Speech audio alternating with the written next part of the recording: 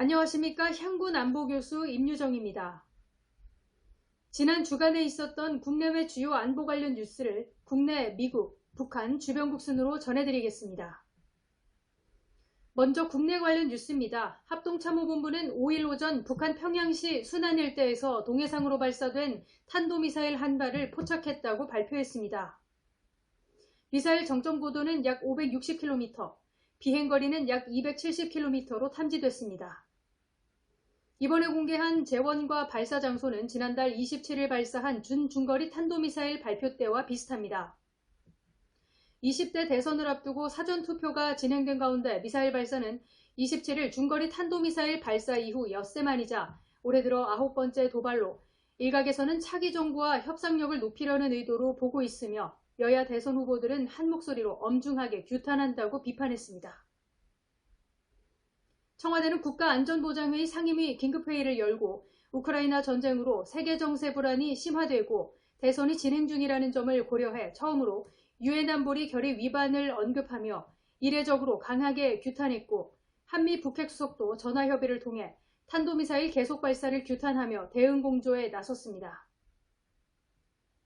북한은 6일 중앙통신을 통해 국가우주개발국과 국방과학원은 정찰위성 개발 계획에 따라 또다시 중요 시험을 진행했다며 정찰위성 개발을 위한 주요 장비 시험을 진행했다고 주장했는 바 지난달 27일에 정찰위성 개발용이라며 준중거리 탄도미사일을 발사한 데 이어 재차 같은 시험이라고 주장한 것입니다. 북한이 어떤 발사체를 쐈더라도 탄도미사일을 사용한 모든 발사 행위를 금지하고 있는 유엔 안보리 결의 위반입니다. 유엔 안보리는 7일 북한의 미사일 발사에 관한 비공개 회의를 열고 대응책을 논의했으나 중국과 러시아의 비협조로 안보리 차원의 언론 성명 채택에 실패했고 회의 종료 후 린다 토머스 그린필트 주 유엔 미국 대사는 안보리 성명 대신 한국, 미국, 일본 등 11개국이 참여한 공동 성명을 통해 북한이 불안정 행위의 수위를 높이는 가운데 안보리는 계속 침묵을 지키고 있다며 안보리는 명백하고 거듭된 안보리 결의 위반에 대해 공개적으로 말할 책임이 있다고 밝혔습니다.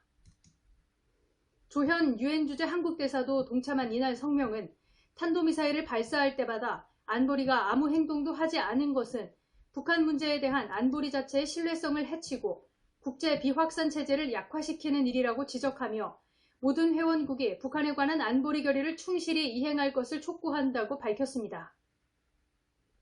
북한은 올해만 탄도미사일 11발을 발사했지만 안보리 상임이사국인 중국과 러시아의 겁으로 아무런 대응 조치를 내놓지 못하고 있기 때문에 미국을 포함한 서방 국가와 한국, 일본이 이날과 같이 회의장 밖에서 공동성명을 장외 낭독하는 데 그치고 있습니다.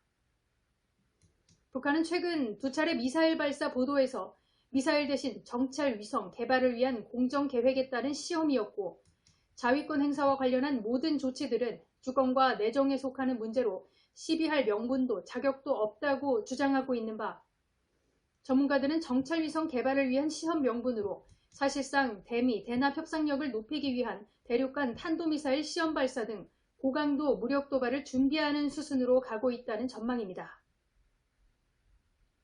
다음은 미국 관련 뉴스입니다. CNN은 6일 미국은 우크라이나 내에서 벌어지고 있는 전쟁 상황을 해결하기 위해 러시아 원유 수입 금지, 러시아군의 전쟁 범죄 여부 조사, 우크라이나의 전투기 지원을 고려하고 있다고 밝힌 데 이어 8일 조 바이든 미국 대통령은 우크라이나를 침공한 러시아에 대한 제재 조처로 러시아산 원유 수입을 금지한다고 발표했습니다.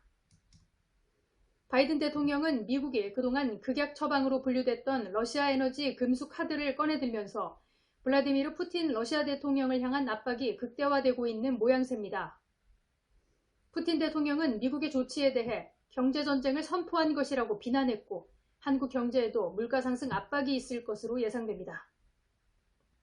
또한 블링턴 장관과 고위 관계자는 젤렌스키 대통령이 우크라이나 상황을 전쟁 범죄로 국제재판소에 수사를 요청했는 바 영국을 포함한 38개국이 전쟁 범죄 혐의 조사를 국제형사재판소에 공식 요청했으며 국제형사재판소는 관련 조사를 진행하고 있다고 밝히고 우크라이나가 요청한 폴란드가 항공기 지원 문제에 대해 그 대가로 폴란드에 F-16 전투기를 제공하는 방법에 대해 논의 중이라고 말했습니다. 바이든 대통령은 이날 백악관 연설을 통해 우리는 푸틴의 전쟁에 보조금을 지원하는 일원이 되지 않을 것이라며 우크라이나는 결코 푸틴의 승리가 될 수 없다. 푸틴이 한 도시를 점령할 수 있지만 나라 전체를 결코 장악할 수는 없다고 말했습니다. 수입금지 대상에는 러시아산 원유는 물론 가스, 석탄까지 포함된다고 백악관은 밝혔습니다. AP통신은 원유와 가스로 인한 수입이 러시아 정부 수입의 3분의 1 이상을 차지한다고 밝혔는 바 러시아 에너지 수입 중단은 러시아의 외화 조달 수단에 치명적 타격을 가할 조치로 보고 있습니다. 다만 이번 조처는 유럽의 경우 러시아의 석유와 가스의 수입 의존도가 높은 것을 고려해 동맹국가들이 동참할지 여부는 각국이 결정할 사안이라고 밝혀 경제제재처럼 동참을 압박할 의도는 없다는 취지로 풀이됩니다. 미국의 러시아산 금수 조치가 진행되고 있고 일련의 제재 조치가 추가 실현된다면 러시아의 국가부도가 임박해지고 있다는 전망이 곳곳에서 나오고 있습니다. 8일 세계 3대 신용평가사 중 하나인 피치는 러시아의 신용등급을 C단계로 6단계 강등했다며 C등급은 국가부도가 임박했다는 우리의 시각을 반영한다고 밝혔습니다. 다음은 북한 관련 뉴스입니다. 북한 선전 매체들은 세계 여성의 날을 맞아 평양 청춘거리 송구 경기장에서 평양시 여맹체육대회, 중앙과 지방의 극장, 야외 무대 공연 등 다채로운 행사를 진행했다고 보도했습니다. 노동당 기관지 노동신문은 8일 일면 사설에서 북한 여성들을 향해 가정에 협소한 울타리 안에서 변천하는 시대와 현실을 관망하는 관조자 입장에서 탈피하라고 주장하며 가정의 주부로서, 며느리로서, 아내와 어머니로서의 책임을 항상 자각하면서 시부모들을 잘 모시고 남편과 자식들이 국가와 사회 앞에 지닌 본분을 훌륭히 수행해 나갈 수 있게 정성을 다해야 한다고 슈퍼어머니 되라고 강조했습니다. 신문은 또 김정은 등 최고 지도자들이 여성의 지위 향상에 기울인 노력을 찬양하고 자본주의 국가 여성들이 겪는 육아에 따른 경력 단절과 성차별 등을 거론하며 북한이 여성에게 살기 좋은 곳임을 주장하기도 했습니다. 그러나 북한의 주장과 달리 북한 여성의 실질적인 지위는 높지 않다는 지적이 많습니다. 북한 인권정보센터가 탈북한 북한 출신 중 1,060명을 대상으로 한 설문조사에 따르면 응답자의 80% 이상이 여성이 가사노동을 떠맡는다고 답했고 양육의 경우도 주로 아내가 한다는 응답이 68%에 달했습니다. 21년 1월 제8차 당대회 때 참석한 당 중앙지도기관 성원 4,750명 가운데 여성 비율은 10%에 그쳐 정치적 행정적 책임과 권한을 지닌 내각의 강요로 등용된 여성은 극소수에 불과하다고 지적했습니다. 통일연구원은 지난해 공개한 북한 인권백서 2021에서 여전히 남존여비와 정형화된 성역할이 깊숙이 자리잡고 있다고 평가했습니다. 다음은 주변국 관련 뉴스입니다. 러시아가 우크라이나를 침공한 지 2주일이 지난 10일 현재 전선은 교착 상태에 빠진 상황입니다.